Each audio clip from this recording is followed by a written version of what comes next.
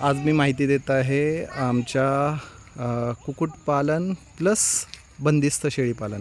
तुम्ही बघू शकता एक 10 बाय 10च्या 2 रूम काढलेले आहेत. कडेला जाळी आणि प्लस शेड नेट असा प्रकार केलेला आहे. पाणी पिण्यासाठी त्यांना छोटे छोटे हे आणि पूर्ण जाळी आहे. जवळजवळ 50 बाय 50चं हे आम्ही बंदिस्त शेळीपालन केलेलं आहे.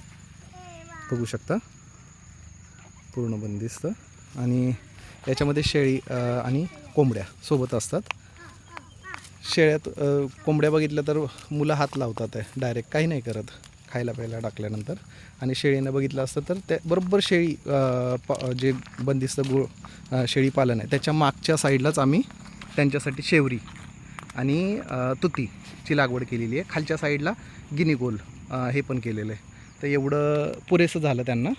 कधीकधी रानामध्ये आम्ही थोडंसं फिरायला विहार करायला त्यांना सोडतो, जेणेकरून आजूबाजूचा घास पण त्यांना खायला मिळावा. बघू शकता हे आम्ही घेताना खूपच छोटी पिल्लं घेतली. लोक म्हणत होती शेळ्या घ्या आणि मग ती पिल्लं देतील, मग ते वाढतील. त्यापेक्षा आम्ही प्रयोग म्हणून एक छोटी पिल्लंच पहिल्यांदा सांभाळली, जेणेकरून आम्हाला अंदाज लागेल त्यांचं औषध पाणी, त्यांना कसं जगवायचं, त्यांचं खाणं काय, हा प्रकार आहे. वेगवेगळ्या जातीची घेतली. याच्यानंतर आम्ही ठरवणार की कुठली जात चांगली आहे आणि त्यानंतर फक्त तीच सिलेक्टिव्ह ब्रीड पुढे न्यायची आहे. ते बघू शकता तुम्ही.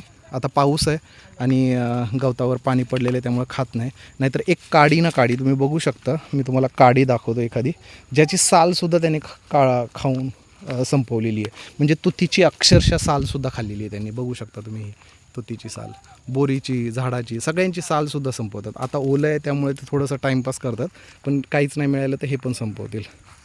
बघू शकता बंदिस्त शेळीपालन. साधारण 6 फुटाची जाळी आहे आणि हे आतमध्ये बघू शकता. आता मी तुम्हाला कोंबड्यांसाठी आम्ही कसं घरटं केलेलं आहे अंडी घालण्यासाठी ते पण दाखवतो. हे आतमध्ये अजून कोबा नाही केलेला, पण आम्हाला असं वाटतं कोबा लगेच नको करायला. हे बघू शकता अंडं याच्यात, हे बघा असे 2-3 केलेले आहेत. अंडी याच्यातच घालतात ते. बंदिस्त आहे, पण चांगली जागा आहे फिरायला त्यांना.